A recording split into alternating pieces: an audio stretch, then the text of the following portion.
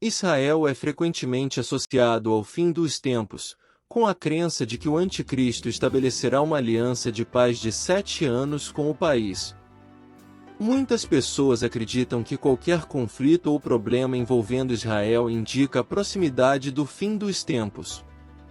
No entanto, esse pensamento pode nos levar a ignorar os verdadeiros sinais quando eles surgirem. É essencial entender que, embora haja conflitos em Israel, isso não significa necessariamente que o fim está próximo. Ao longo de sua história, Israel enfrentou ataques de diversos povos, como egípcios, amalequitas, midianitas, moabitas, amonitas, amorreus, filisteus e assírios. Ao longo da história, babilônios, persas e romanos causaram grande sofrimento a Israel. Mas por que isso continua acontecendo? De acordo com a Bíblia, Deus tem um plano especial para Israel, e Satanás tenta interferir nesse plano. O sofrimento de Israel pode persistir até o retorno de Jesus. Portanto, enfrentar dificuldades em Israel não significa necessariamente que o fim do mundo está próximo. A Bíblia fala de um período extremamente difícil em Israel, conhecido como a tribulação, a grande tribulação e o tempo de angústia de Jacó. O Anticristo, segundo a profecia, fará uma aliança de paz de 7 anos com Israel. O anjo Gabriel, em uma visão dada a Daniel, Daniel 9, versículo 27, avisa sobre esse Anticristo, que firmará uma aliança sólida e irrevogável por uma semana, 7 anos. No entanto, no meio desse período, ele interromperá os sacrifícios e ofertas por 3 anos e meio restantes, e algo terrível ocorrerá, trazendo desolação até que a destruição total, já decretada, seja cumprida. Quando qualquer nação tenta atacar Israel, surgirá alguém que impedirá as pessoas de oferecer sacrifícios e adorar a Deus, agindo contra Israel e trazendo uma ala das abominações. Em Mateus 24, versículo 15, somos alertados sobre uma imagem idolátrica que será colocada no templo, possivelmente para ser adorada. Alguns interpretam essa ala como uma parte do templo.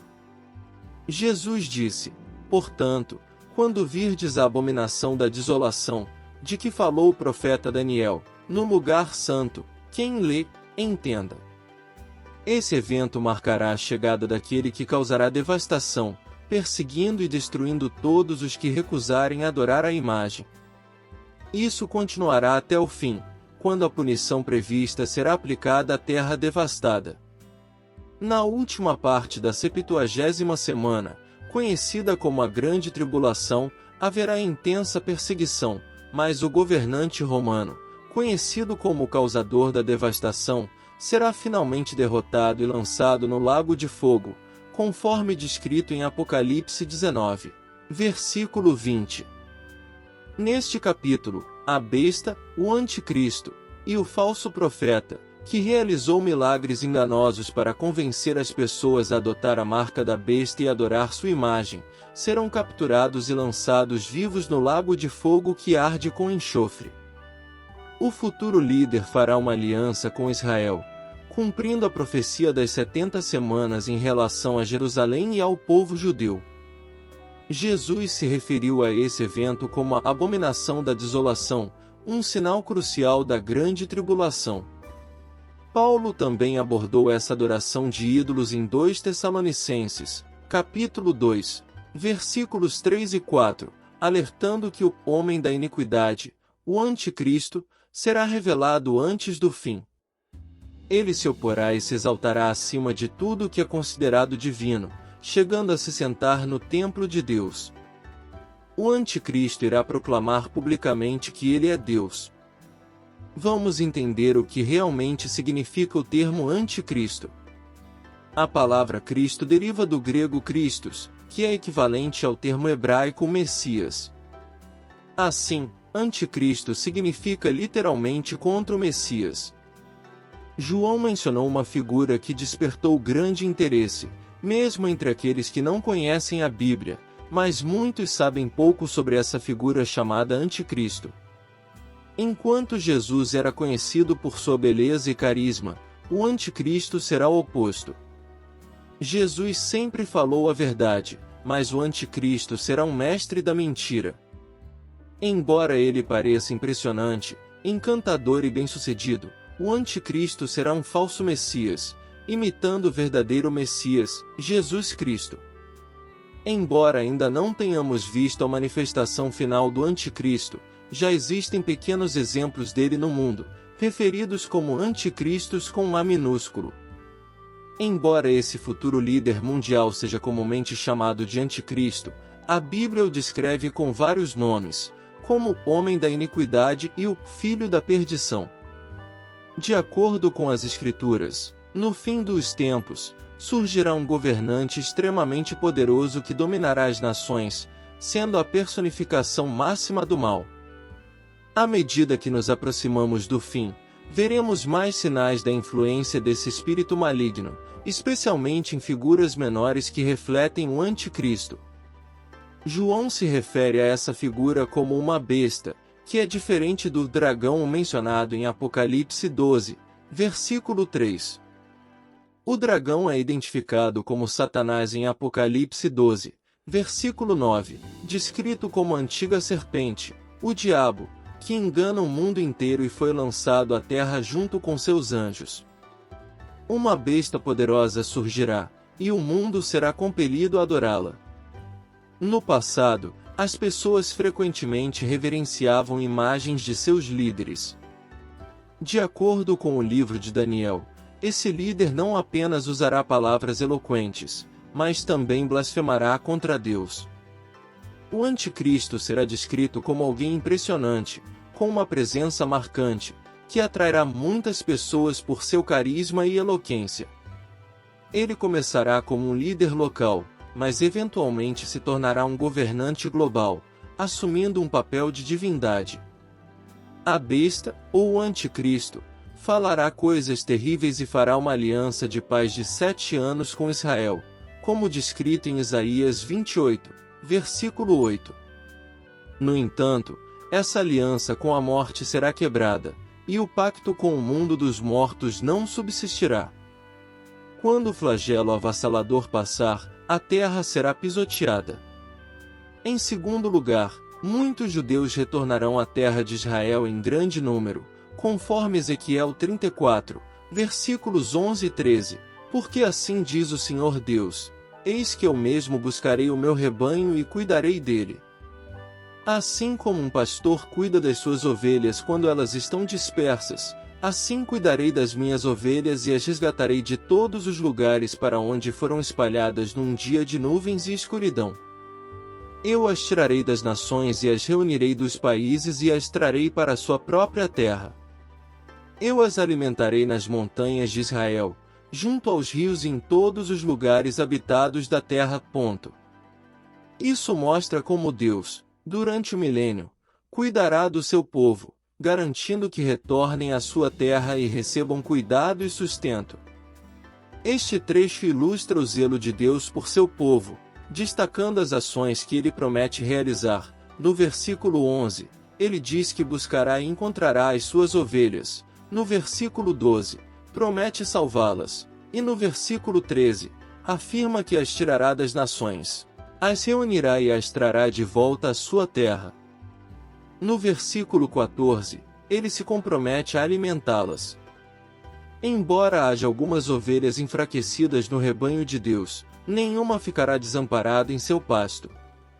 Algumas pessoas, especialmente certos pregadores, afirmam que o Deus do Antigo Testamento é severo e cruel, enquanto o Deus do Novo Testamento é diferente, mas essa passagem nos revela outra perspectiva.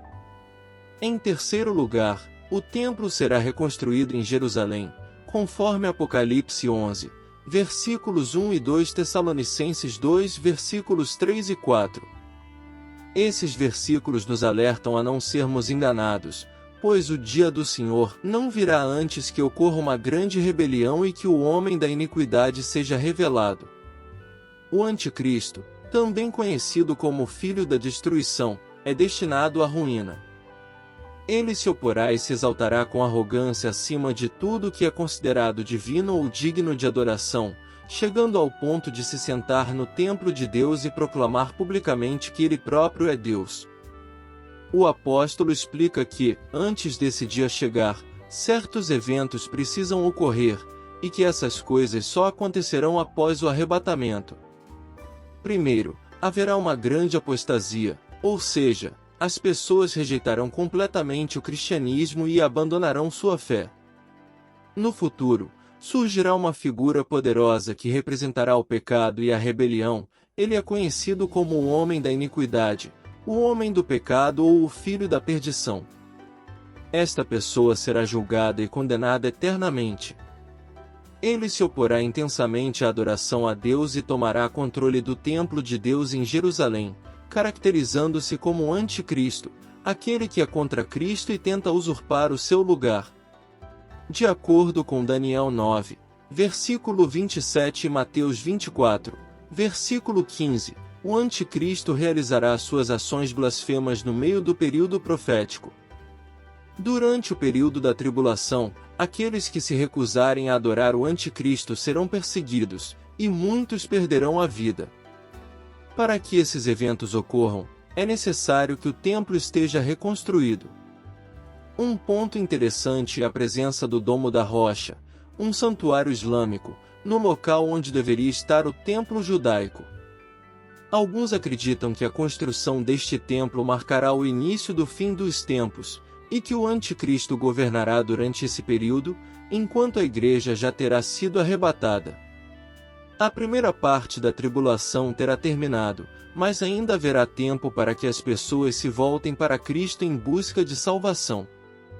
No livro do Apocalipse, João tem uma visão deste templo.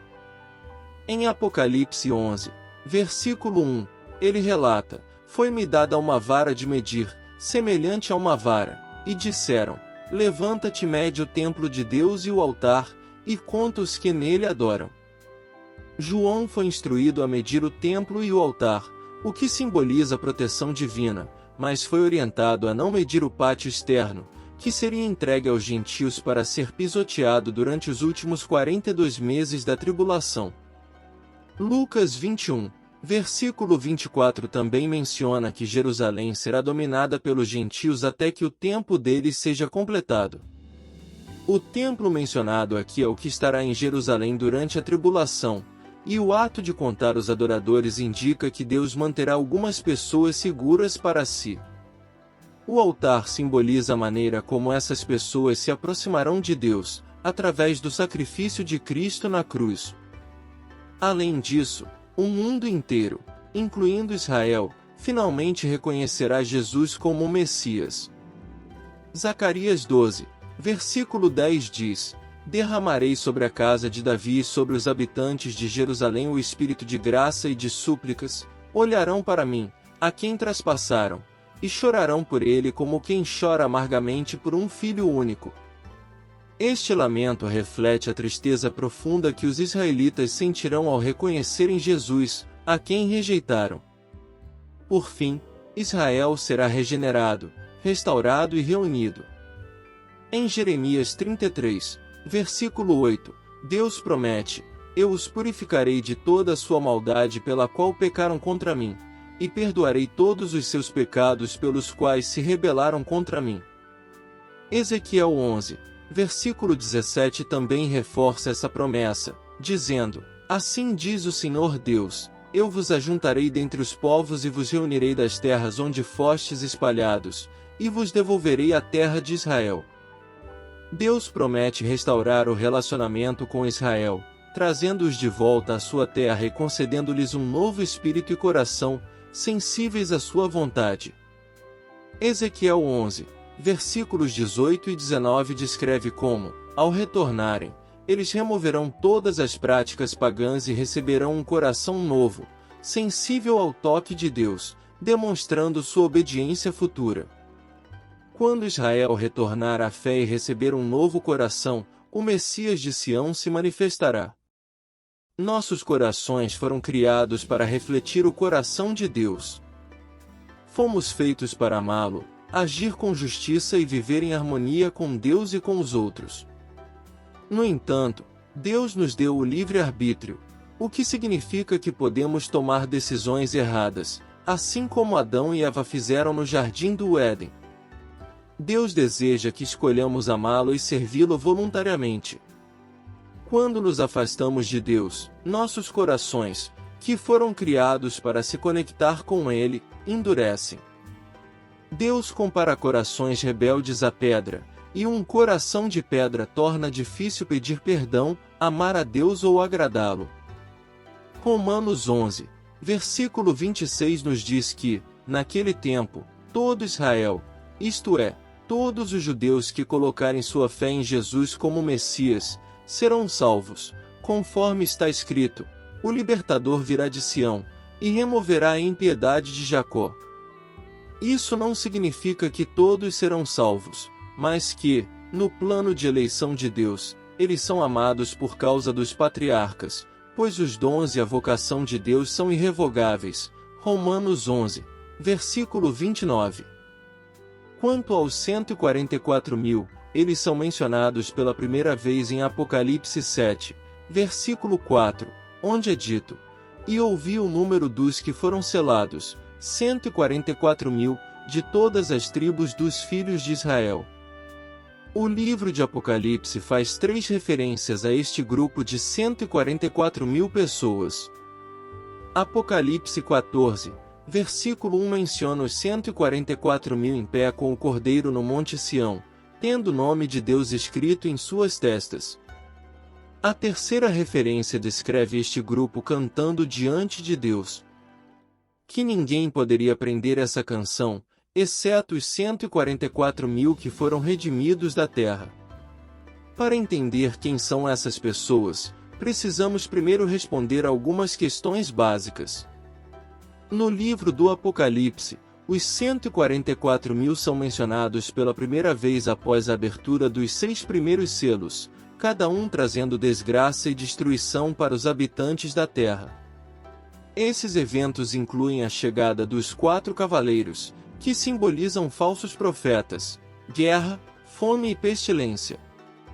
Eles são seguidos por uma perseguição religiosa que resulta na morte de cristãos fiéis e por sinais celestiais.